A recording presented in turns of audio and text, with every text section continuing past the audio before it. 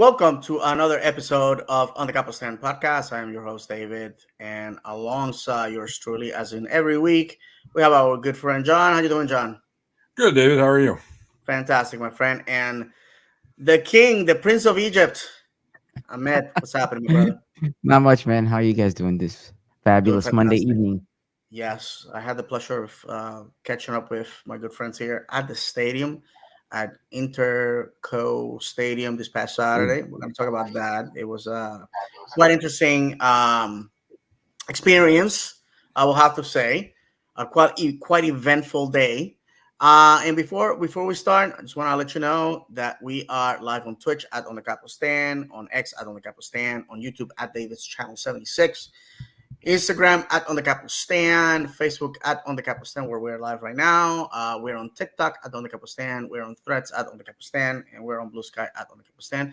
Please give us a follow, subscribe to the channel, and those things help us out. Subscribe on Twitch, and it costs you nothing. It's free. It's free.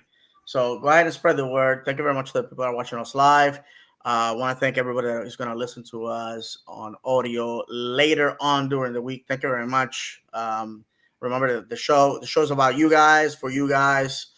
If you would like to join us live, just message us. I prefer Instagram, X, Facebook, which are the ones that we monitor the most. Send us a message. We'll send you a link. You can come on board, talk about whatever you like, as long as it's about Orlando City. And then you can also comment live and let us know, your opinion about everything. Let's go to first things. I would like to clarify one thing. We said last week that Ojeda was actually going on loan to Boca. That's not the case. That was a rumor. In fact, he was in Argentina finishing his green card paperwork. So there you go. He frees an international spot. The guy will be joining the team in Cancun. We told you that they were going to go to South Florida. That's no longer the case. They're in Cancun right now. They're going to be in camp there. They're going to be returning within a week. There's going to be a friendly against New England Revolution for Society 21 members at the Osceola County Stadium at the training facility, 1000 Bill Beck Boulevard in Kissimmee, Florida. And then after that, our boys are going to go on that long flight to Victoria, British Columbia, Canada, to face Calgary in their first game of CONCACAF Champions Cup. Returning home on the 24th to open the season against FC Montreal. And so we're excited about everything that we have coming up. And I hope that you are too. The jersey that we're gonna be the new away jersey this year. The logo's out. I don't know if I send you the image, Ahmed. If you haven't, Yep, I'm getting it right can now. we can go ahead and show it. And for the benefit of those people that are listening to us, it's basically the USL logo with red and green trim. They definitely know how to take my money, and I am already writing the check. So once Ahmed puts it on, we are going to, be commenting about it. We also have some rumors that we would like to address as well. While we wait for our friend Ahmed to do that, let's talk about how was the Saturday, John? How did it felt like to be back home with with a very selected group of friends, because it felt like an away game. Yeah, I mean, it's the most away from home I felt being at home. Going to a match before. I expected it, not to that capacity. Before I go on, I do have to say the security in the wall, I thought, did a fantastic job. Very few instances of fans from Flamengo intruding on the wall. Because I was talking to one of the staffers, and they said that there were about 1,000 tickets purchased for the wall from Flamengo fans. And you would have never known it. I only saw a handful of Flamengo fans in there, and once it was obvious they were Flamengo fans. They were pretty quickly dealt with, and moved to another section. But overall, it is what it is. I don't want to be too harsh. I understand it's a preseason game, and all the tickets were a little more expensive than some people probably anticipated. But we'll continue. Well, let's hit the jersey since Ahmed got it up. All right, man. First impressions of our colors there, our away You know colors. what, man? I mean, my son saw it, and he actually called it out for me before I noticed it.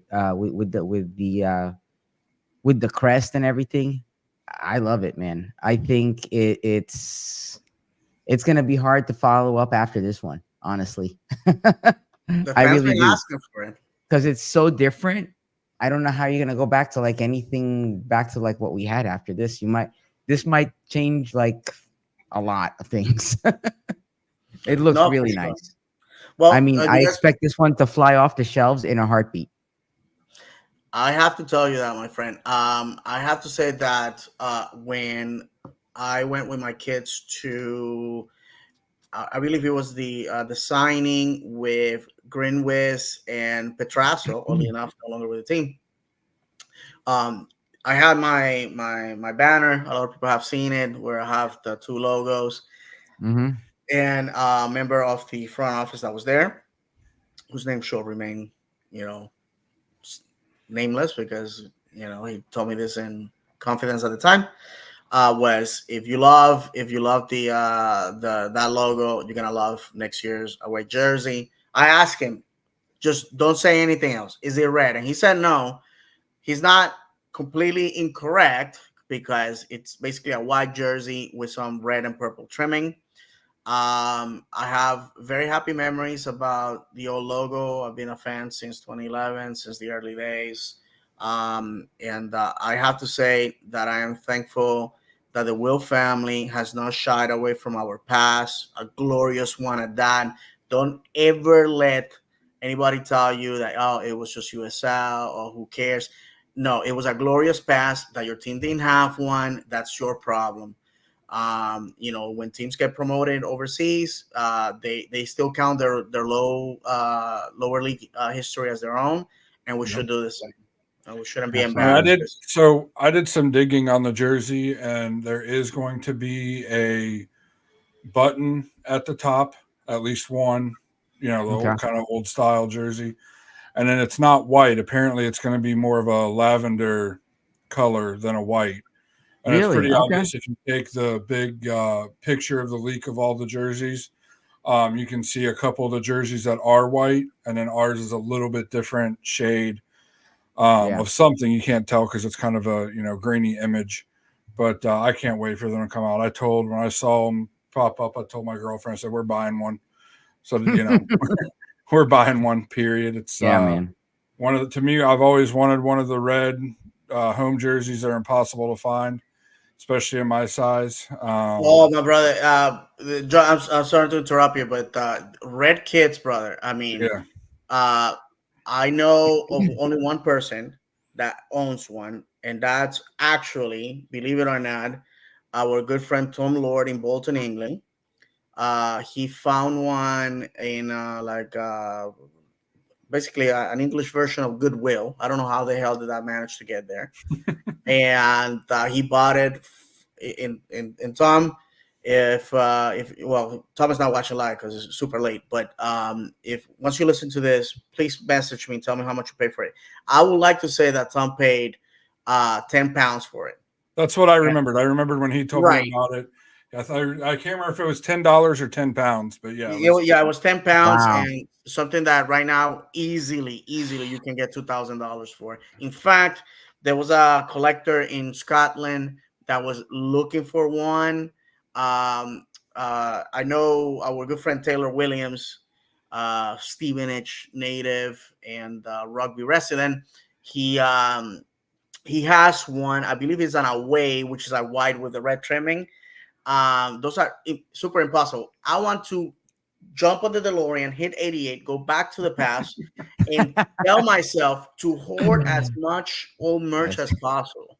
But Well, I mean, Yeah, you but know, man. honestly, thinking about our history, who thought, now 12 years ago, 11, 12 years ago that the club was going to be in the MLS. We were going to win the trophies that we've won. We were going to lift the U.S. Open Cup.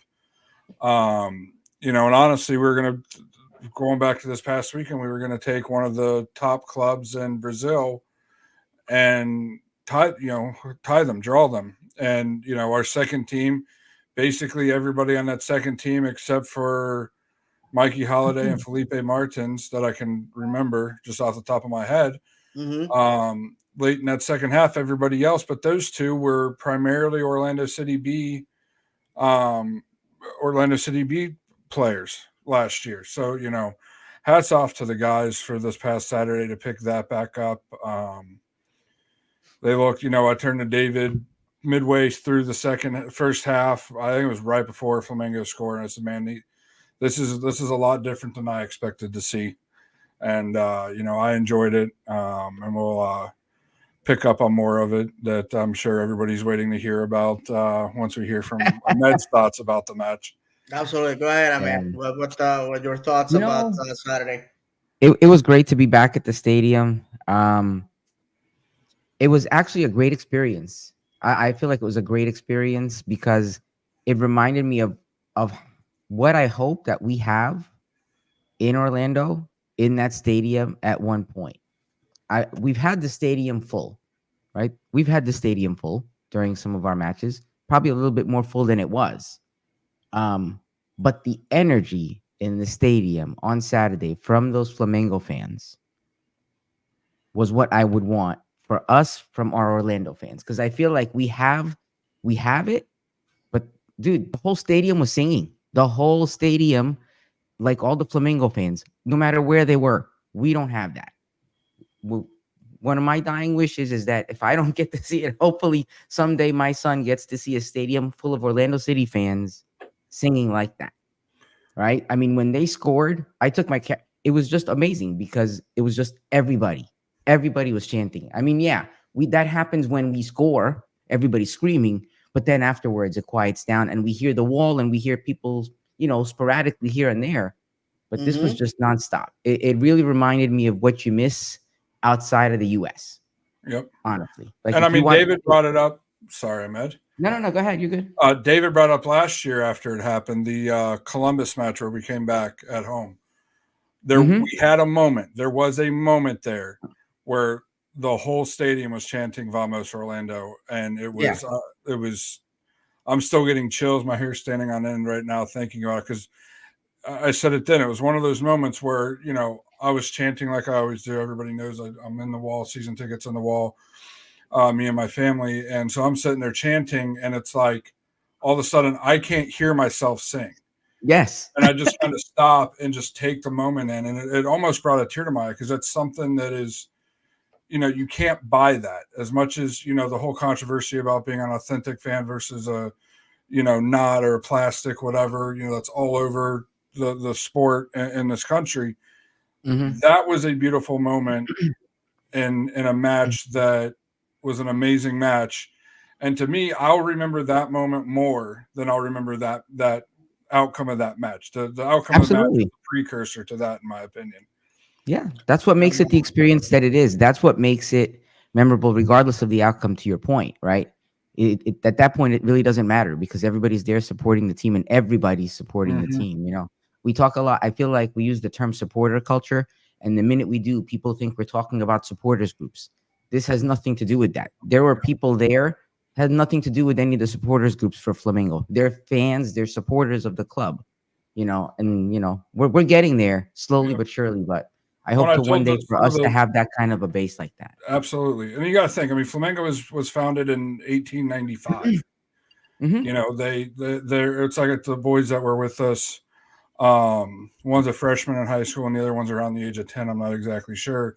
They were just kind of sitting there before the match, kind of in awe. The 14-year-old, knew like this happens, but it's like probably never thought he'd see it. And I'm like, pointed to my son, who's going to be 2 this week, and said, when their great great grandfathers were his age, they were at the they were at the match, and the team had still been around for several years before then. I said, so this, it's something that's handed down generation to generation to generation, from parent to kid, and on and on and on. And it's, Ahmed, you see it with your son. I see it with my son, and David has it with his sons as well. Where and it's not just sons. We just happen to have sons.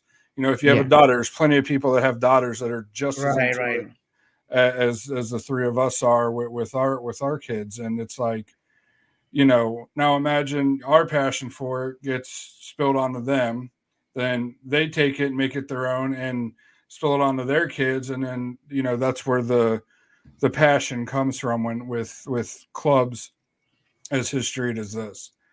Absolutely. Absolutely. Guys, if you don't mind reading some of the comments before we move on. Sure, you want to take him, John? Yeah, I'll take them. Vadim Azimov. I knew there were a lot of Brazilian people in Florida, but it was still very surprising. We need to invest in good Brazilian players. Big marketing opportunity.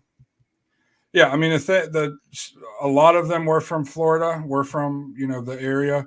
But honestly, at the tailgate, I talked to some people, and they flew in from New York. One family was from Yeah. New York, New Jersey area. Another one was from the Midwest somewhere. I don't remember Yeah, there exactly. was a lot of people from South Came from Florida, all New Yeah. England, I think Midwest. one of the supporters groups was from the Northeast area Yeah. Yeah, because one of yeah, their banners had that. So Mm-hmm. yeah. So good on them. I mean, I'm sorry. Go ahead and continue with the comments. Buzz L, that jersey, I can't tell if those are laughing faces or crying Right. faces. If that is actually true, I'll buy 2, one to wear, one to keep unused. Mm-hmm. It absolutely, man. continues. I never buy away jerseys, but for sure I'll buy that one. Continuing, some fans like to sit down and enjoy the game. Some of us like to live the game. Yeah, yeah, for sure. And the just like with religion and with cultural expressions, you gotta make it your own. You gotta make your own flavor of it. You know what I'm saying? Um, and and that's it, my friends.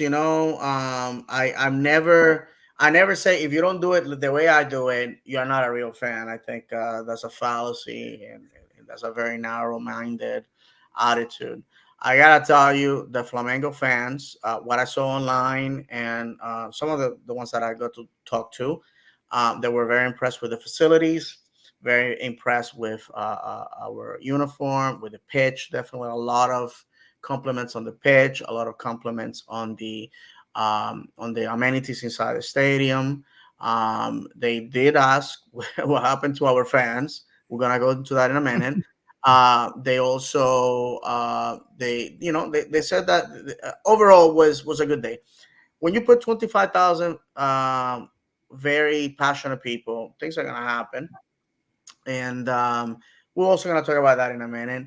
I have to tell you, I it was nice to have that cultural exchange. A lot of people, the number one comment that I got from people that reach out to our channels as a podcast, mine personally, was the fact that people were like, "I did not know Americans love football," which that's also coming from people that were utilizing the opportunity to go on summer vacation to come here, and also not everybody lives near a professional team. There's people that live in communities that don't have a USL team or MLS team, and they pretty much were impressed by what we have built. So that is on you guys, the supporters. You should be very proud of that. I have to say I was impressed with the way we played. If we can go into the technical part of it, it was an opportunity to see the what could have been with Tite and what we have with Oscar. I think it was a very defensive-minded game. It was basically two teams trying not to get hurt. We have seen what has happened with Inter Miami, and it was very good football. At the end of the day, fans were saying it was very good football. Wish you the best in the rest of the season. Blah blah blah. And One thing that I have said to Ahmed and I said to John personally was, if we can get 10% of the people in Central Florida that are coming to this game just because, Regata de Flamengo is here, then we're winning at life. Because the biggest hurdle that we have as a league is to prove to people that what you had back home, you can recreate here. It's not gonna be the same, but you get to have the opportunity to forge and build a culture rather than be born into one. It's very easy. It's very easy to be born into a culture. Everything is handed to you, right? Like as Americans, we were born in this country, and American culture is there. How hard was for the people in 1776, where they had to forge a separate identity from the rest of the British Empire. You know what I'm saying? Those things definitely are food for thought. I think if there's any Flamengo fans that are just checking us out for the first time, welcome. If you decide to make us your team, double welcome. And if you are about to bring 5% of the passion that you show on Saturday to Orlando City, we are blessed. With that said, we had some video. We had some video of instances that happened in the game. And while Ahmed looks for that, Ahmed, there's the one in the stands, there's the one with me, and there's the one with our friend that pitch invaded. If you can find Yes, those. actually, I was gonna start with the pitch invader. Okay, let's go see that. This happened in front of us, and at the end of the video, you will see me, John, both of my boys on your left-hand corner. And for the benefit of the those in audio, before Ahmed press play, this is a Mineiro supporter. I was told bitter rival of Flamengo, and this man paid about $200 for his seat. Jumps in the first half, pitch invades, tries to jump on top of our players. Our players push him. He falls on the ground. He immediately gets arrested and gets a 3-year ban. And for Oh, what was I it a heard, three-year ban? it's a 3-year ban. You pitch Yep. invade is that. Wow. Listen to me, my friends. I know this for a fact from the head of security of Orlando City in 20 when I spoke with him, 2019. Yeah, 2019. If you pitch invade, it's a 3-year ban. If you get cute with the cops, then the hammer goes down. So it's 3 years. Arrested, which means you got arrested on a Saturday. You don't see the judge until Monday morning. Oh So this gosh. guy was eating cheese and bologna sandwiches with Kool-Aid for Saturday and Sunday. Don't do Yeah, this. but it was worth it to him every You know second of what? it. I saw that and I said it, and I may recant this later on. If that was Miami playing somebody else, and I was that petty, which I am, that shallow, which I am, and that reckless, which I have shown you guys over and over and over how reckless I can be, I will do that. Without further ado, go ahead, hit play. I don't think the audio is gonna come through, but there he is. Yeah, as long as we get to Watch a see. little, nice little elbow check by Janssen right there. He caught that guy square. I saw it, and there's me and David and his sons right there. Yeah, we're right there. There you are, right there Right in there. the top left corner. All Yeah. right. So that happened. That was pretty funny. That's after Ivan Angulo with the equalizer. What a goal! What a Yes. goal!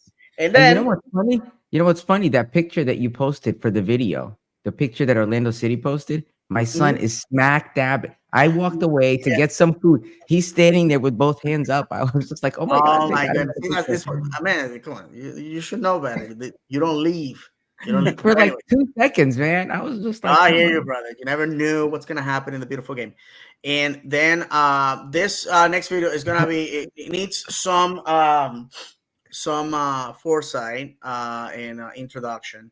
Um, when the Flamengo fans decided to do the wave at the wall, it traditionally we don't partake on opposing teams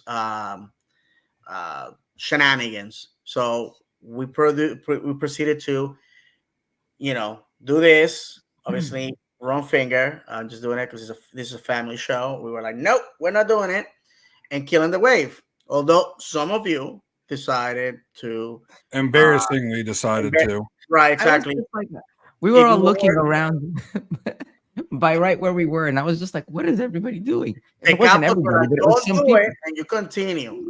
I'm sorry, the capo's the authority. When you're on the wall, you, out of respect, you do what the capo says. There you go, Yeah, man. supporter groups. See, I am showing some knowledge here. Anyhow, Oh my god. so that happened. Next thing you know, I see a very angry John screaming at some guy that fresh off the airplane, yelling at him in Portuguese. John is yelling in English. Neither one of them is understanding each other. And I'm a ride or die, bro. You with me. We going to the hospital together. We're going to jail together. That's how I roll. So I grab John. I pull him back. Say what happened. John just gave me laser eyes, infused with anger and rage. And the guy kept laughing and doing this. And I said, no, that's not gonna happen. Not in our house. So I went over, and in English, I say, hey, man, what's your problem? Again, I realize the guy's not understanding. I don't speak Portuguese, but I speak Spanish, and both languages are super similar. So I respectfully told him, don't do this. You know better than that, sir. You better apologize. Immediately, by the way, that's not what I said. Um, so, you know, but anyhow, he shut up, he ignored me, which I found funny. John is a very intimidating individual. I am not so much. And when I went over there, he immediately like pretended he wasn't looking. The video was recorded by somebody that I don't know. John does know the person. I know I posted it as a self-deprecating joke on Facebook and our social media. There's some people that were like, "Oh man, why do you have to record yourself?" Like again, there's a segment of this fan base that cannot stand me to the point where they have if I take a poop in the middle of the street, they're gonna complain about the size and the shape. Okay, this is how low some people have to go. Again, and by the way, my apologies to the two Uruguayan gentlemen who I with one hand pushed to the side and said excuse me. And before I left, I don't know if you noticed, John, I said, hey, guys, take care or whatever. And they were like all smiles. Because I guess when people understand the culture, they know. The guy knew, And hey, those guys were there because of Faku. I had a brief conversation. One guy spoke English. uh-huh. The other gentleman didn't. The older gentleman didn't really speak English. From Orlando, those guys? Uh, the one they didn't have, they had trouble because of the noise and everything understanding when I said, are you guys from Orlando?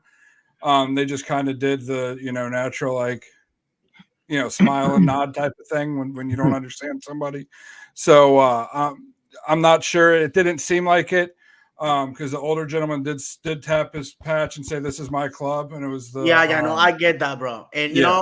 if for whatever reason they're listening to this, I pray to God they come back. Those guys were loving it. They were, Mhm. I mean, they Absolutely. because that's what the beautiful game does. Look, I mean, go ahead and hit play, and then we have some comments here to catch up on. Yep. Here we go. There you go. I'm saying, sir, no, not here. Inside voice, and that was it. And the That was it. best And is the person the best recording, is a security guard laughing while it's going yes, on which too. I realized the security was there. I was like, man, they're gonna kick me out of here, and they didn't. And the person recording the video is like, I just don't know what happened. She So asked me there's that. after all that happened. She's like, "What do you say?" I'm like, "I don't know. He was just talking to our reaction to the Yeah, words yeah. We and just making fun of us." reminding It people. wasn't just him throughout the whole match. Um, Him and his group of friends, there were 4 or 5 of them there, were all making fun of the supporters section, and that kind of, I specifically caught them reacting to our reaction of the Yeah. wave, and I had had enough by that point. All right, guys. We have a comment from a very special person, our good friend Jason Jose JJ from Orlando Lions. Then my brother. If you guys don't mind reading his comment, Go ahead, Ahmed. I read the last ones. Sure. JJ goes on to say, hey, what's up, guys? thank you. Uh, David Valentin, what do you think of King Lodero? We're gonna talk about that, sure. And the last comment, Yeah, and the last comment from Carlos Nieto, not in our house. not in our Absolutely. house. Better believe it. Listen, you gotta treat your house. Okay, I don't want to step into these examples because some people that love us very much say, "Hey, David, when you say that, it makes me uneasy." But I have no other way to describe it. When you go to your house of worship of choice, okay, and I do every almost every week except this weekend, which I had a hard time explaining to my rabbi why I ditched service to go to the game, but he knows what's going on. uh me and my family, we volunteer there, we help out, we partake, we find a lot of joy when people come visit. We we're excited about it, so that's how we should be. Just like your church, your mosque, your temple, your synagogue, that's how we should be with our stadium. It's our grounds, guys. It's our grounds. And we have to respect them because when we are gone, when we are dust, we leave this world. That's what we are leaving behind. That's what we're leaving behind. There's others that will take our place, other place that will take the place of the players today. And we're building a culture, my friends. We're building a culture for the future. And we have used those examples before. I'm glad that John and Ahmed already brought that up. We definitely we have to not only protect our house, enforce our rules. To the question by our good friend JJ, Lodeiro impressed me. Number 14, a number that in this fan base brings a lot of weight. The soccer Jedi Luke Bowden, the Englishman, and another Englishman, Dom Dwyer, who scored when he wanted, except that at the end of his tenure here, he just chose not to. But at number 14, that has a lot of weight, a lot of love from the fans. And he I wasn't expecting him to be the guy, but he brought in his passion. He's happy to be here. And he from what I heard throughout the grapevine, they are very excited because Seattle, obviously, different cup of tea, smaller Hispanic community. Here they're basically home, so they're very excited about that. The Nacional supporters are really, really angry that he chose to stay in MLS and not go home. I don't know why they're mad. We just gave them two fantastic players, and even then, I saw a comment saying, I can't believe that you decided to stay there for the money and to put your arm around a Peñarol guy, talking about Facundo. I thought that was super funny. Listen, like passion and support and all that. That's great, but that doesn't pay the bills. Let's be honest. You know what I'm saying? Greenbacks, U.S. dollars talk. So JJ, sorry, that's David, go ahead. no, I'm sorry. That's my take on that one. So David's not on Twitter, so he didn't see what the King Ladero was referencing. I'll explain it off the camera. I appreciate the the Oh, comment okay. there, Oh my JJ. goodness. You let me go on this long rant. Yeah, no, you're good. No, you're good. That's what he had. Yeah, I mean, I was gonna, I thought that beautiful combination he had with Angulo to score the goal was something Yes. that we hadn't seen. That short, 1-2 passing that we haven't seen now. Pereira gave us beautiful long balls, beautiful, lead passes into and behind. But we haven't seen that quick 1-2 right on the edge of the area like that one was. And it was a thing of beauty. That's something that last year I was asking for the movement around the edge of the 18 area. We saw a little bit more of that, and I feel like he helped. He's helping the team do that in his, with his leadership, obviously being an elder statesman. And it's something else that happened on Twitter that was really funny. Is one of the I believe it was one of the podcasts for Seattle said it just doesn't look right, and had a picture of Ladero in his Orlando City jersey, Orlando City kid yes. match.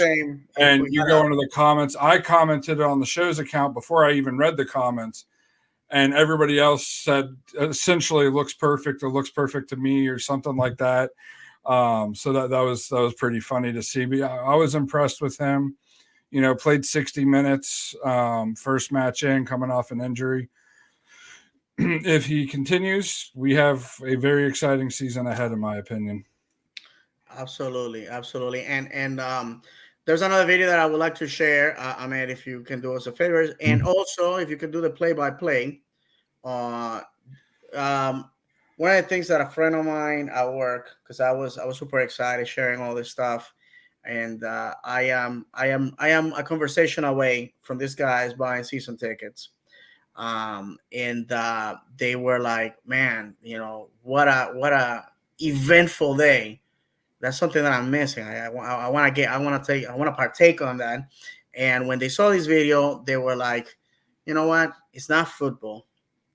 It's not football if you're not trading punches with some drunkard on the stands.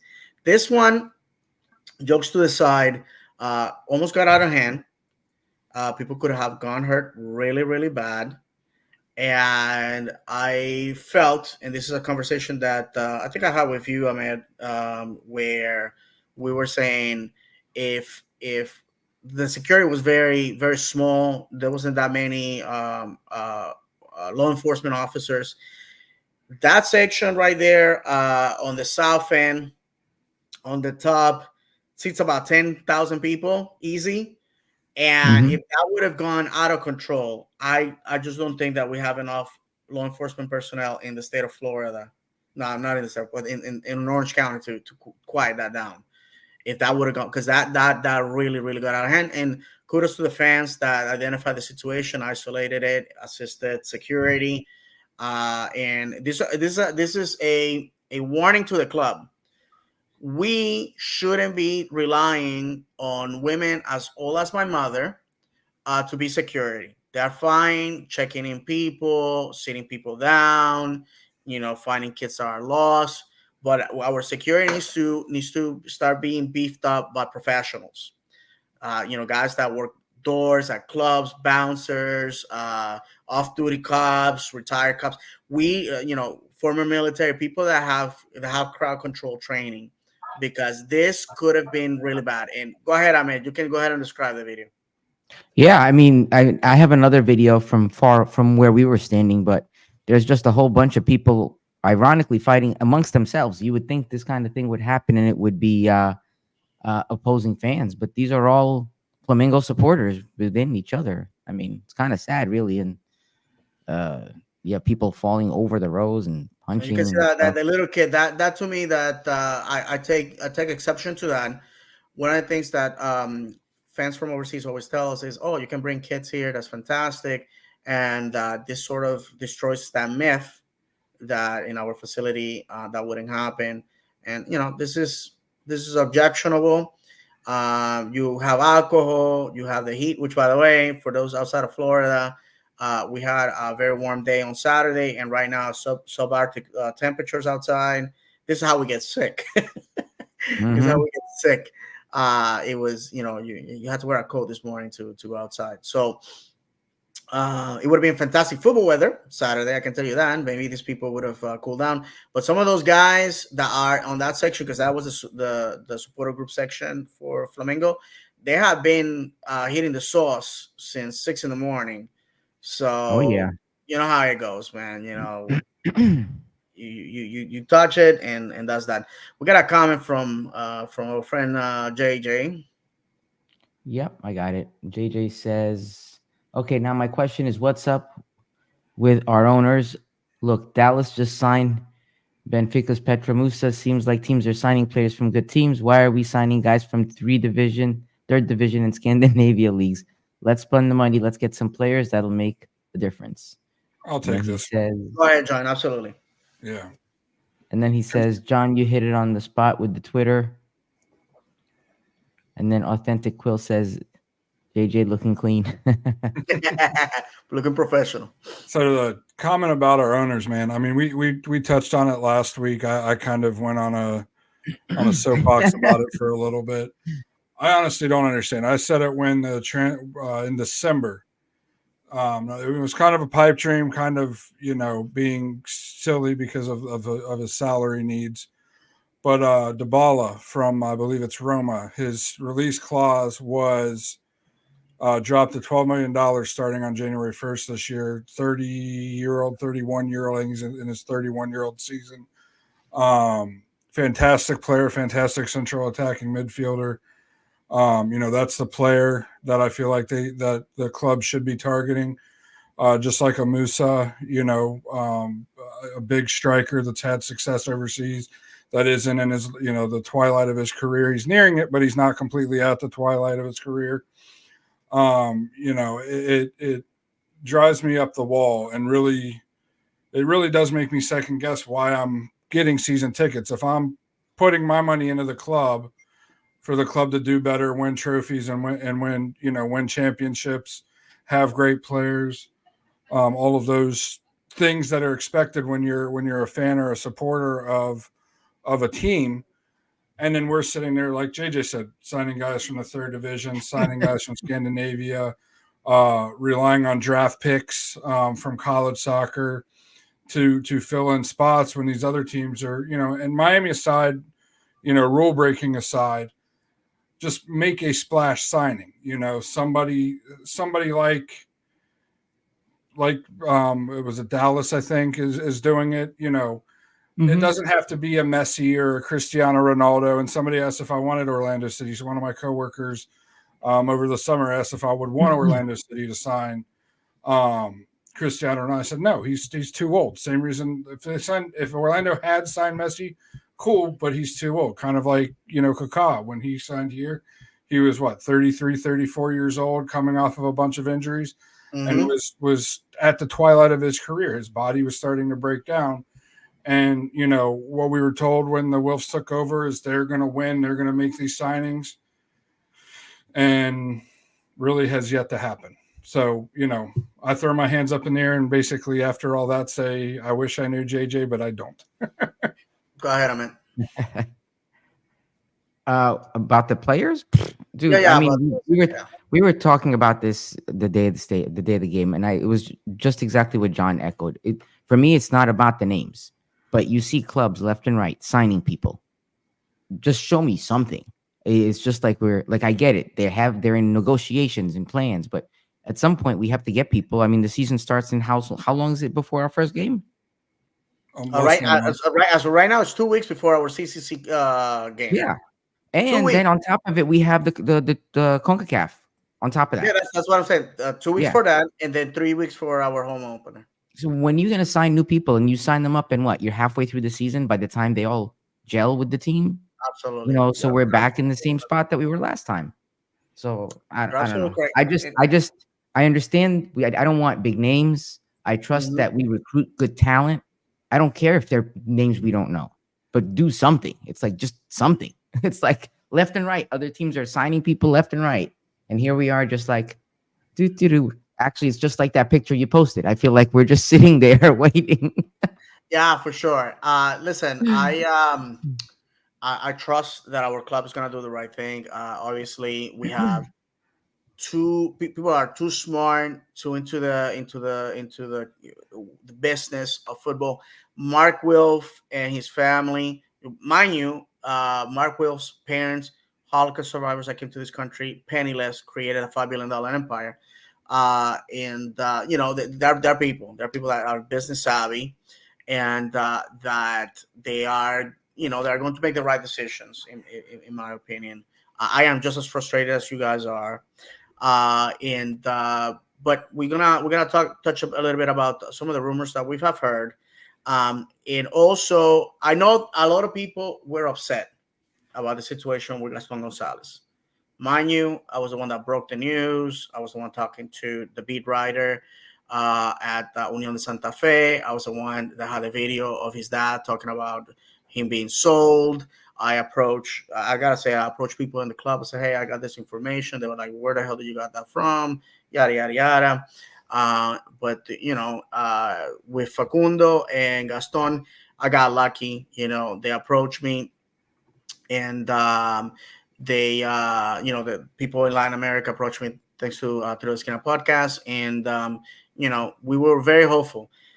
Gaston Gonzalez came here rated as the best left winger in South America at the moment. but injured his leg. He was never the same. We honor our pact. We could have walked away. We didn't. And two things are gonna happen. Gaston is gonna go to Uruguay, to Nacional. Nacional Peñarol, those guys basically trade blows every year for who's gonna win the championship. Does great, goes to Libertadores, etc., etc., etc. Come December, we bring him back. If he doesn't, goodbye. Best of luck, my friend. And I understand that people get attached to the player. They see they see the Instagram. They get to know the family. They run to the around town with and see him. And I'm gonna quote our good friend Eddie Cruz from Orlando Lions. Then, just because that player met you at a Metro PCS and a Publix, put his arm around you, call you a buddy, he signed your ball, doesn't mean that we have to stick with that guy forever. That guy probably doesn't remember your name. I'm gonna be brutally honest. They're professional players. They come and go. The supporter remains. And while his story was one very compelling, very sad one. That's a mailman. Mom is a office worker. And if you're Argentinian, I don't have to tell you the hardships that your country is going through right now. And this kid hit the lottery, even though he had that bad luck of hurting his knee. But the fact of the matter, my friends, is if you want to win today, you want to win now, difficult decisions need to be made. And that's what I'm going to say about that. We got some comments. That way we can move forward. Yep, I got it. All right. Where do we see here? Where do we leave off? Sorry. No, it's all good. All right. So Authentic Quill said this is about JJ's suit. He said no because his suit was cool. I need to get me another suit. And JJ totally agreed with him. All right. All right. Carlos says seeing other clubs spend while we sit back is frustrating. 2 Absolutely. days, the floodgates may be open. Open the checkbook. And I agree. then what's your shirt say, David Valentine? It's Solar Solar Bears. Yeah. And So- JJ says, and every rumor out there, the fans love them right away and don't care if they suck until they see them play. No, for sure. This is a conversation that JJ and I had over the phone, in person, over the years. Anybody that has followed their podcast at this point, the second oldest podcast covering Orlando City, knows how JJ feels. I agree 1,000% with his view that we should be demanding excellence from players and tuning out we're not thanking the players at the end of games with orange slices and juice boxes. It's for that you go to your kids U9 game. These are professional players that are making a crap load of money. Okay, people that make what you and I make in a month just getting out of bed. So we have to demand excellence. And there's a quote from a EPL manager. His name escapes me right now. If you guys remember, please inject. Where it says, "Our job at the training grounds Monday to Friday is on Saturday to give a joy for the guy that has been working Monday to Friday to pay for that ticket." And I can't agree with that more than that. Let's do. Well, we got some comments. Let's do that before we move on to the rumors. Ahmed, if you don't mind. Sure. Let's see. Authentic Quill. Hey, that polar bear with the sunglasses. That's where it's at. Absolutely, that's shades, mate. If JJ is listening, where's your suit from? It's off topic, but I'm just wondering. All right, Jay, go ahead and let us know where you.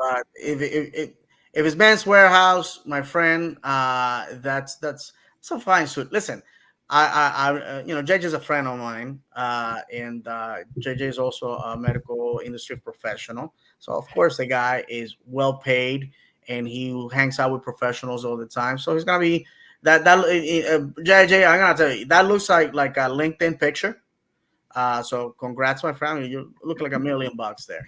So Real absolutely. quick, guys, I just a video popped up on Twitter, and Gabby Amato, the lady that does the interviews for the club.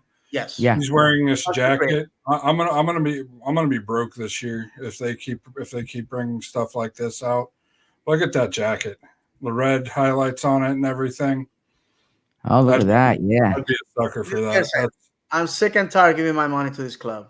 Sick and tired of giving my money to this club. My wife, my dear wife, Joy, was going over our clothing. She said, David, you need to start looking over your clothing. Whatever you're not wearing needs to go to make room. We're drowning in clothing. I have 24 jerseys for every national team and club that I follow.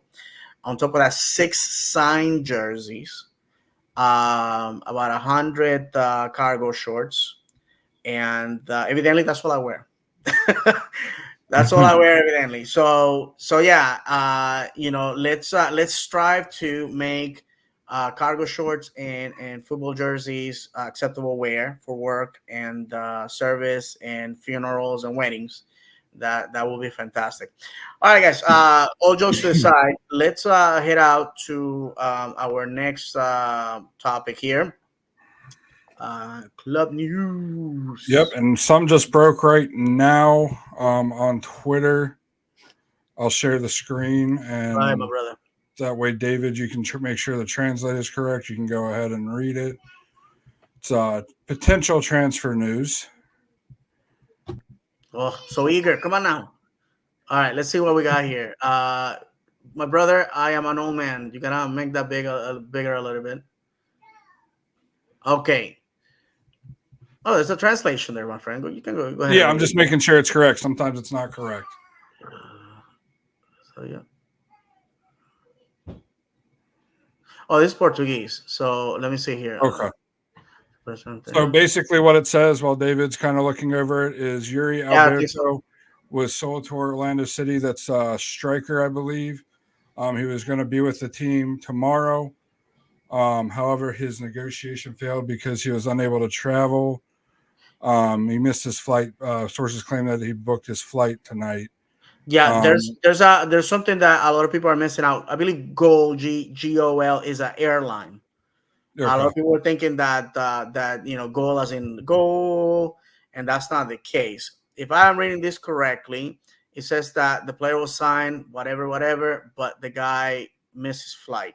The team is in Mexico, so excuse me if I do not know the intricacies of Brazilian nationals and their visa requirements, but he will have to he will have to have he will have to fly to the States to start the process of his work permit, residency, etc., then go meet the team in Cancun. We haven't talked about that, and be with them, or perhaps wait for the team when they come back. I don't know. It's complicated. This is what John was talking about. The fact that seasons starting relatively next week, if you want to put it that way, and with our issues of that we have every year, because evidently, if you're not LAFC or Inter Miami, you cannot get players here. You can fast track them through the immigration process here in the States. So that's the situation with that. I don't know how truthful that is, John. I know that just came out. I have seen that. But let's go ahead and talk about the one. I Again, mean, it's just a rumor that happened. Nothing's been confirmed. we got a comment Um, here from JJ that can bring yeah. some Yeah. light to the situation. All right, here we go. He says, so I'm going to tell you guys something big. Recently, there was a post on Twitter about when Orlando City went to Brazil to play. I asked that person that posted on Twitter about the goalkeeper situation. He responded back to me stating that Benfica lent him to us. Unfortunately, that was a lie. If it wasn't for Armando Carneiro, Orlando City would have been playing without a goalkeeper in Brazil because the two they had, one was hurt and one got arrested. One day I will come on the show until oh boy. Oh, come on, JJ. You can't leave us. Listen, the situation with Armando Carnero deserves his own show. For those that don't remember, Armando was the guy that was supposed to replace um, Phil Rollins as our chief of soccer operations. I don't know what name they have now. Basically, what Luis Musi is doing, and it was brought in. Some reporters that now, when this is brought up, jump jump into the woods saying it wasn't me. Sort of say, hey, there's a Brazilian takeover, blah blah blah, whatever, and some people that allow themselves to be manipulated went to the front of the offices that the team had at that time in front of Constitution Park. I believe that's Summerlin and South Street downtown, and they made it very difficult. Armando felt, hey, this is more trouble than what it's worth. I miss my family. I'm out of here. He laughed, and that's when the infamous Nikki Budali takes over. And you guys know how well that turned out. So just wanted to bring some light into that comment. But I mean, do we have the picture of the our target out of the Chilean league? Yes. Yes, I Go do ahead and that. put our boy on the screen for the benefit of those listening to us. This is a player, center back that is rumored to be on our sites. His name is Alan Saldivia. He's Uruguayan, 5'11", 21 years old, and he's from Rivera, Uruguay. And right now plays for Colo Colo, one of the giants of South American football.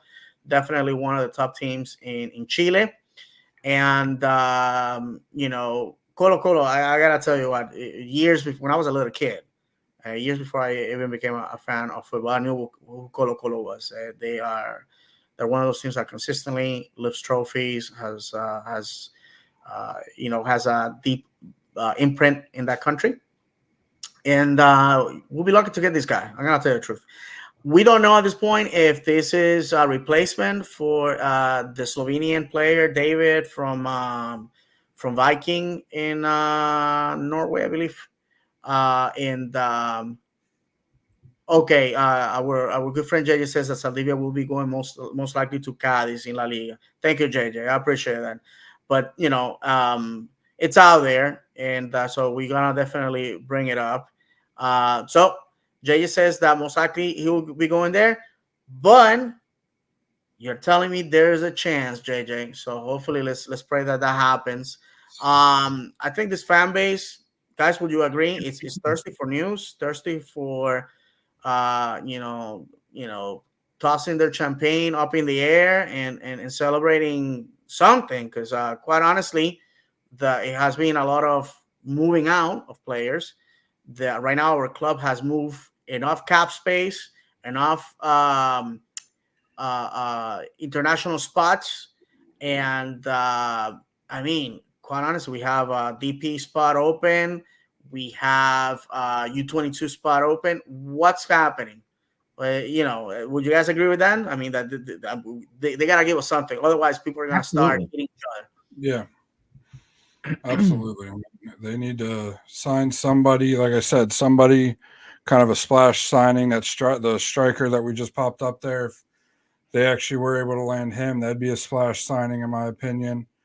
Especially to those in and around South America, especially Brazil, because it's where he's from, where he plays at. So I mean, that'd be a huge sign. Anybody like that that's in the prime of their career that's producing, that would make the locals, kind of like when Faku joined here, question their move. Why would they go to the MLS? The MLS is a retirement league, and then that's the type of player that we need to sign is somebody like that the local fan base for their current club thinks they're too good to come here.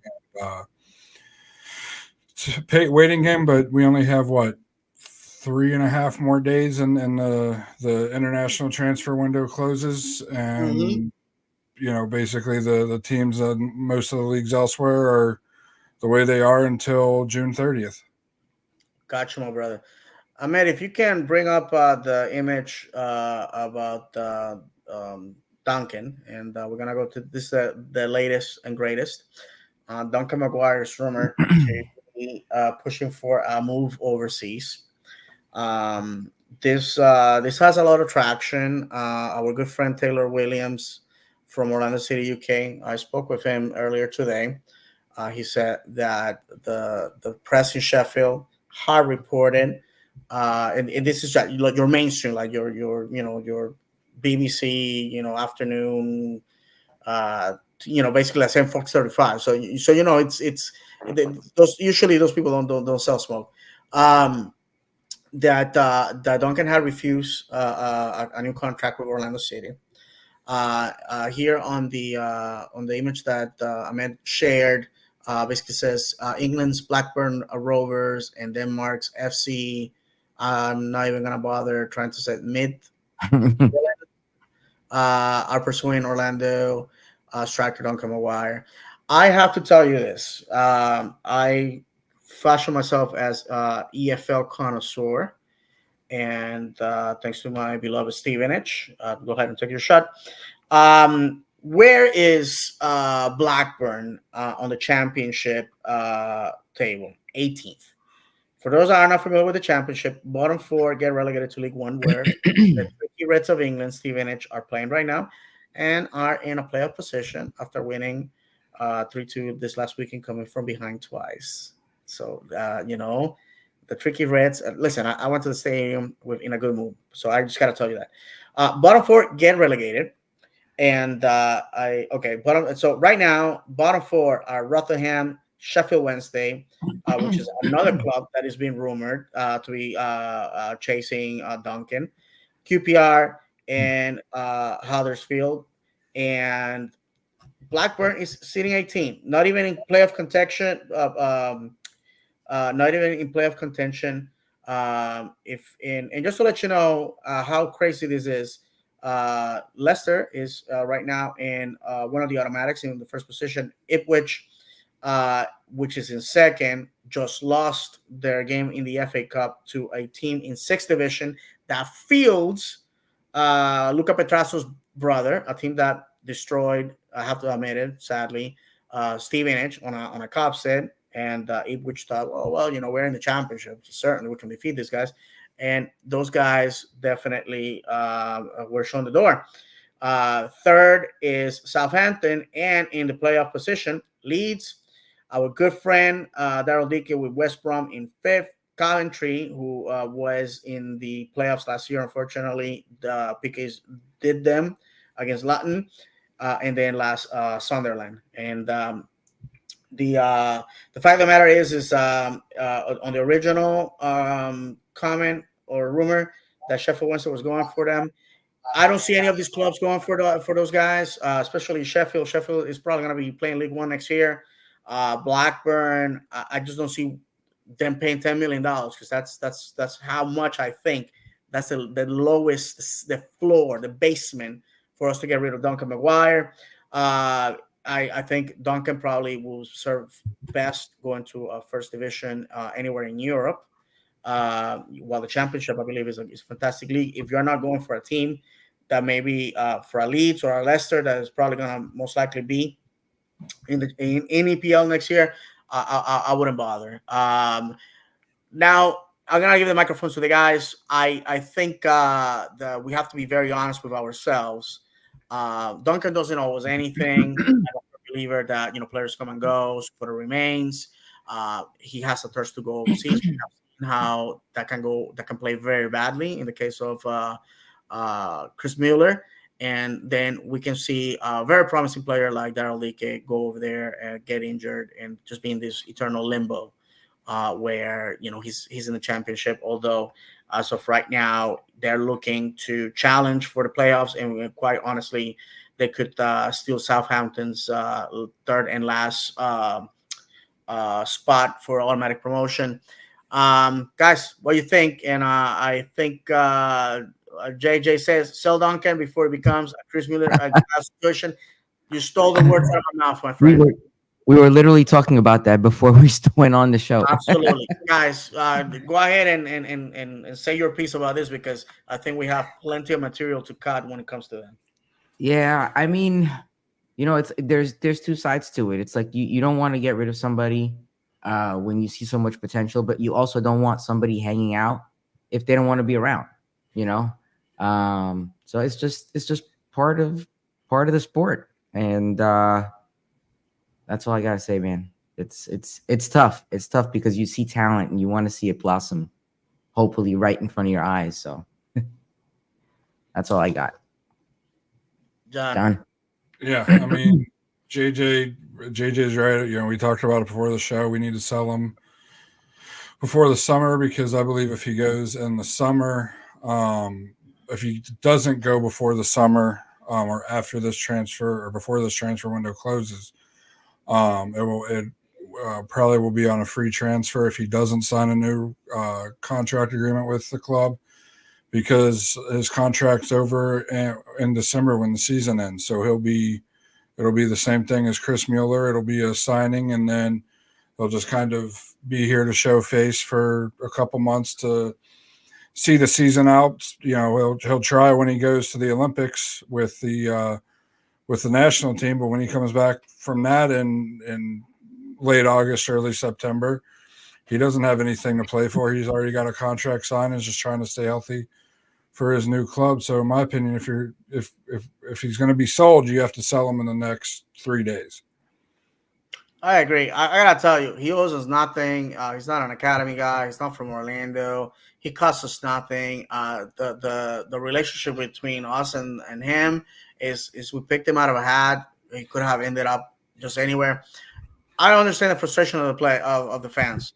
We got a guy that can score goals. Why not stay here, lift a trophy, and then move on? And I think that at some point here in MLS, we need, especially in Orlando, we need to sort of enforce success at club level before contributing to a player's career. Surprises me that Duncan has his attitude. Perhaps he just never wanted to be in MLS. I don't know. I don't know. I'm not gonna crap on the guy. He gave us goals. He gave us wins. He was happy moments. He's very ambitious. There's absolutely nothing wrong with that. I'm very impressed with this young man. And I said this when I spoke with our friend Dan and Taylor from the UK on that episode for the season recap. And please do not get this the wrong way. Duncan is a white kid from Omaha, Nebraska.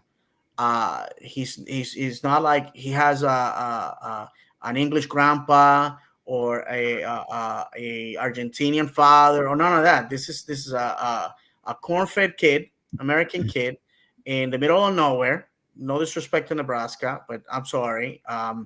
Nebraska is not a destination. It's what you fly over when you're going to the West Coast. And he picked up a game that is not popular. I guarantee you, Duncan's friends all play football on Friday nights and got all the checks, all the glory. And well, who's laughing now? And the fact of the matter is that he's going to be very successful if he goes to the Olympics and he does very well. First of all, we're not going to have him in the summer. That's a given. He comes back after a successful season. Hey, or a stint with the national team, then we may lose him for nothing. And the other thing is, I was talking to Taylor earlier today, and he said, "Hey, guess what? What if, hear me out, he has an awful second year, and then we lose that opportunity to sell him, and we get a bag of gas for the guy? That could happen too. So, if he doesn't want to be here, he wants to move on. Let's go ahead and do that. I want people that want to stay here. Okay, I want the Dennis chain of life, the Miguel Gallardos. That's what I want. That's Yeah. what I want. That's why I hope that one day we can get those. We make those guys in the academy. Just so you know, there's those guys in the academy. And I don't want to mention people because I don't want to leave anybody behind. But many of those guys played Saturday on that second half. guys that bleed for this club, guys that have been here since the U9s, U8s, people that when they ask them where you from, it's Orlando, baby. You know what I mean? One day we're gonna get there. One day, the day is coming, my friends, when we're gonna have somebody just like uh, John's son Barrett, or perhaps Ahmed's son. That guys that are growing the terraces, go to the academy. We find out that they're successful. They go into the team. They play well, and next thing you know, they're lifting a trophy on their way out to sign into a big club in Europe. That that day is coming, but for that, again, we have to work in building our culture and supporting our club. While Um, we're on that, David, we can't leave out Zachariah. Is it Taifi? How you say his last name? Yes. yes, my friend. Started in the academies as a U9 with Orlando Yeah, City, this young man, and he is of German and Moroccan ancestry, if I'm not mistaken, and Yep. he is as homegrown as the word itself. he made his senior debut Saturday in the second Absolutely. half. I met his mother, and JJ has as well. She invited the podcasters a few years back to the U17 game against Miami, which by the way we beat the brakes out of them in that game. And so we were given tickets. We went to the game. I had a great time, and so we wish the young man the best. He is going to be playing. He's going to taking his talents to Portland University, another Orlando City product that many of you remember, which is Benjamin Michelle. Honed his college skills there, and we wish this young man the best. I hope he returns to us a better player, and one that will sign and will represent our colors. Unfortunate that we couldn't sign him right away, but the club wants to win now, and unfortunately we don't have spots for projects. There's an image that we share on our Instagram. I mean, if you don't mind highlighting that, because it's my next comment, and I want us to talk about this. For the benefit of those on audio, there's an image that says "Hungry to Win," and it has the Inter Miami logo, and there's a huge line, and then next to it, there's a booth that says "Hungry to do what winning requires" with an Orlando City logo, and nobody's there. That's, my friends. That's where we find ourselves here in January 2024. That's the reality. It's going to be painful, but we'll have to push forward and ask for the best. And that takes time. I don't want to use the cliche, but Rome wasn't built in a day, right? We have another comment from Jason from JJ. Actually, there's two. Sorry. He says, imagine if he does great in the Olympics and doesn't have that contract, and all of these European teams offer them big money. He's gone. I'm assuming. Sadly, that's the reality. Yep. And then he says, remember this name also. He was in the academy until last year, decided to play his high school soccer this year, and is now going to the University of Georgetown. He's also a former Orlando City Academy homegrown, but wanted to play high school, and he couldn't do that. He wanted to enjoy his last year of high school. Aiden Godinho. Remember that name. Right. Yeah. I remember Godinho because obviously it's such a. Uh, I mean, it's obviously a Portuguese name. Anytime you see the NH in Portuguese is the Enya, the N with the wavy hair in Spanish. So, Mm-hmm. uh, hey, I can't blame that young man. Uh, God willing, we're gonna be able to rescue some of these guys that are that we can that unfortunately have to go and apply their trade in college. I'm a firm believer that the draft's still producing talent, and that we obviously have seen that with Duncan. So hopefully, God willing, we're gonna be able to rescue some of these guys that are ours, and bring them back into the house. Guys, with that said, as of right now, Orlando City, like I said, is in Cancun, Mexico, enjoying the surf, doing 3 days, having a good time. The MLS window opens this Wednesday. This is Monday when we're recording this. So hopefully we're gonna be hearing a bunch of different news. I gotta tell you guys, went to the stadium. The new name Interco or Inter and Co, however you want to say it, did not do anything for me. You know what I'm saying? I scanned my ticket. I went inside and I went into the terraces with the same intensity I have the last 10 seasons that our boys have been playing in the City of Beautiful. I mean, do you guys? I have to say that the scoreboard, by the way, for those that do not know, is under a remodeling. So that's why the reason why it wasn't working. But it tells $55 million that we got from the Brazilians to work immediately. There's going to be a lot of modifications to the stadium. Unfortunately, I didn't have the opportunity to go all over the place. Place was jam packed. It would have taken me hours to go from spot to spot. I would like to give a shout out to our friend Cleon. Cleon got to the stadium, had to fight a literal horde of people, a sea of red and black, to get to his usual section. Uh, I tell you what, guys,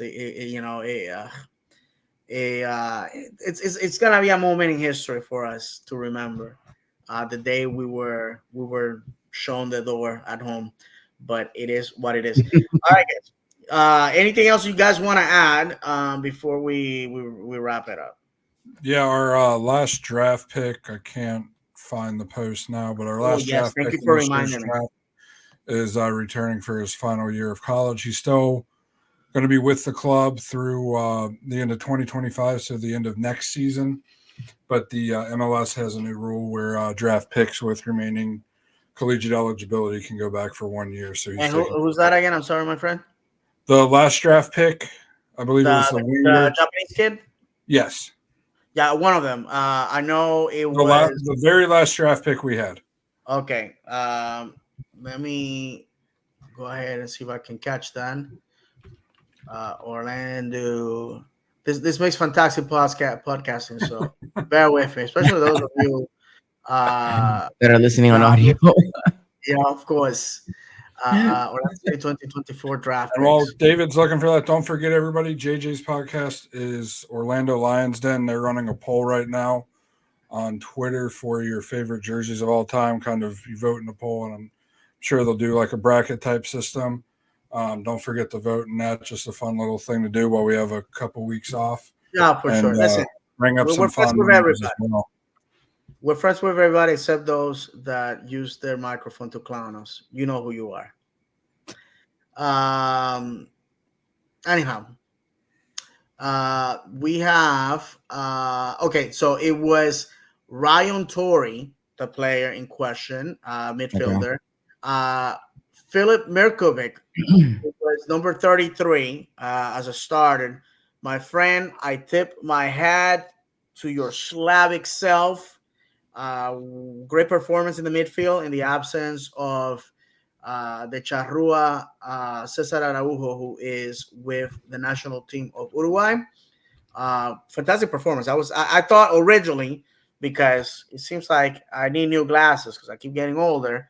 I couldn't make out the name; it was too far, and I thought it was Mikey. I was, oh, Mikey got a new number, and never mind. Philip, my friend, you are probably gonna be our next diamond out of the draft. Fantastic performance. The guy, I'm sorry, it was not Philip. Philip, yeah, I will still love you, but the fact is that it was Giorgio Kosevsky. My apologies, Giorgio Kosevsky, another Slavic fella. I guess all Slavic people look the same. Don't throw stones at me. It's a joke. So no, fantastic performance. The guy that I am really hot on because he played for my niece's alma mater, Daytona Beach Community, Daytona Beach State College now, and he I believe he was represented by the legendary, true legendary, Dennis Chen. This is a kid that has strong Central Florida roots and just happened to find himself with West Virginia. That's Utaro Sukada. This guy, I'm not gonna tell you who told me, but some people have seen the kid. They think this guy is gonna grab this fan base folded in three, put us in his back pocket, all warm and fuzzy, right next to some bazooka chewing gum. I think we're gonna have to find out. The Orlando City returns to Orlando. They're gonna have a game open only to Society 21 folks. Once again, I'm manipulating my connections to get to that game. But I know a lot of you were reaching out with social media. They're like, "Yo, um, when are we gonna have some friendlies?" Well, you had that opportunity Saturday. Some of you squander it, and if you're not Society 21, I got news for you. You're not gonna see this team until February 24th when we open the season against Montreal. Sadly, that's how it is. Guys, anything else to add before we call it a day? Not that I can think of. Okay. Nope. Good, good, good. We are going to have another show as soon as there's news, anything worthy of your attention. We don't want to waste your time. We don't want to have a show for the sake of having a show.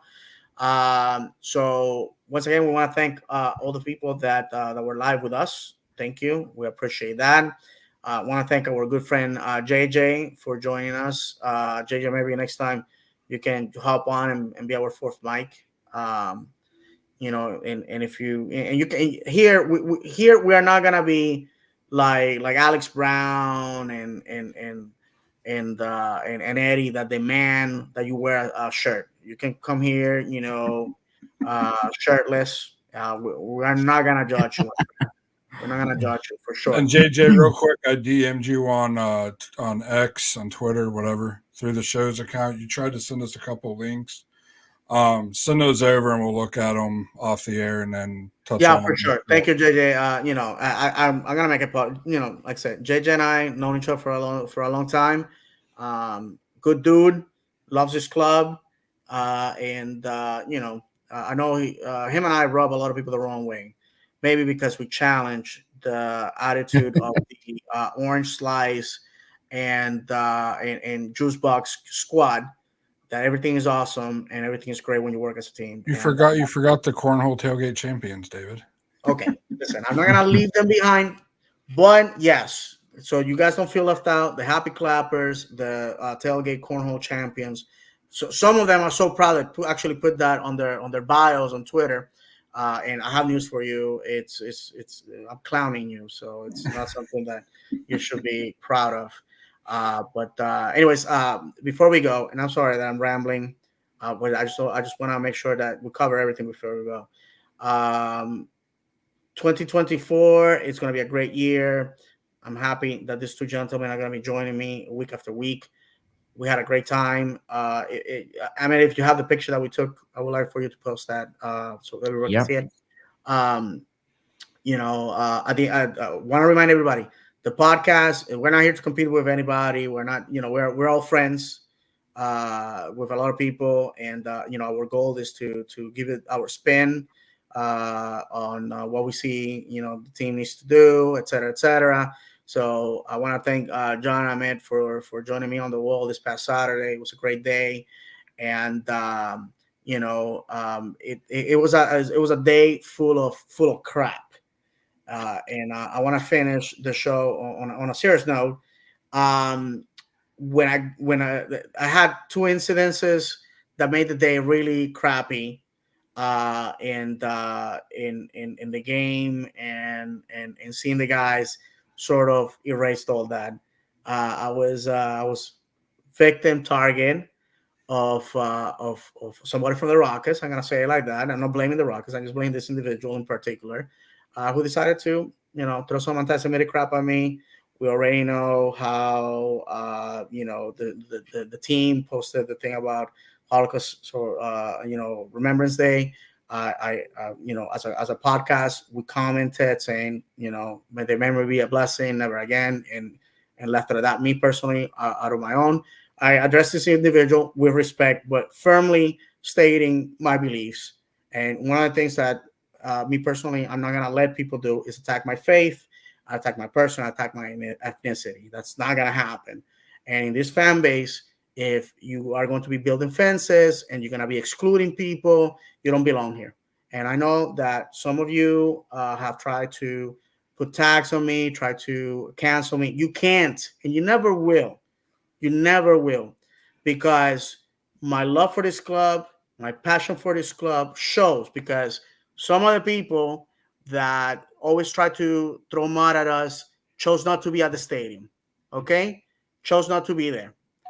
Those people chose that, that people in leadership in the supporter groups felt that there was a beach day. It was some other things were more important than coming to support the boys, even if it was a friendly. So I'm gonna leave it at that. Then the other thing is ran into a drunk Flamengo fan that thought it was funny to block the street.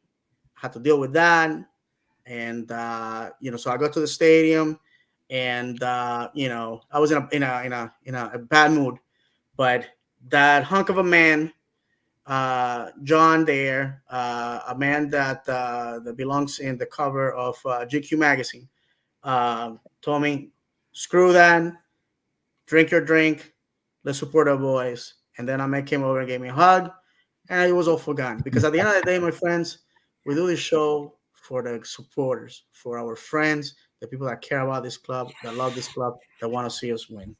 And that's what we should be supporting each other for. And again, we need to learn from Flamengo. One day, God willing, in my lifetime, we're gonna be like that. And Absolutely. that starts today. That starts today. And we need to do our best. And my apologies for monopolizing the microphone like this, but I think it needed to be said, because in the past, some people have pushed my buttons, trying to get a reaction from me, just to say, "See, he's the bad guy. He's the bad guy." Simply, you know what? You know why, my friends? Because on the football, they cannot defeat me. On the football, they cannot defeat me. Club history, knowledge of the sport, passion for this club, and they can stand the fact that people in that front office give two hoots about me. So with that said, thank you very much, guys, for everybody that joined me. JJ, I owe you a hug, my friend. Thank you very much for joining us tonight, and looking forward to the next episode of On the Lions Den. And guys, anything else? Because obviously I went 1,000 miles an hour. So, funny story about the picture. These guys started to take the picture, and I was standing on the row below, and I'm not used to looking up to David in the bed like this. Definitely So I not. said, "Go, wait a second, you guys aren't that tall." So Right. There you go. No, thank you, John and Ahmed. I have to say publicly, I appreciate it. I love these guys who against sound judgment, and I know many people told them not to do it. Join me on this show. I know it's easy when you are Mr. Legendary David on Twitter and you got everybody rooting for you. The other one is when you're a disgraced person, and you no longer have the power, the attention of a platform. So thank you very much, guys. You know that I appreciate you more than anything. So with that said, my friends, let's go ahead and say goodbye, because it's already routing on the 90 minutes. Reminding you that football is played on grass, not on paper. That football is cruel and unpredictable. Football is a power of talent and an ounce of luck. If you haven't cried over football, have you ever football? From myself, John and Ahmed, hoping to see you very, very soon. May God bless you. And as always, vamos, Orlando!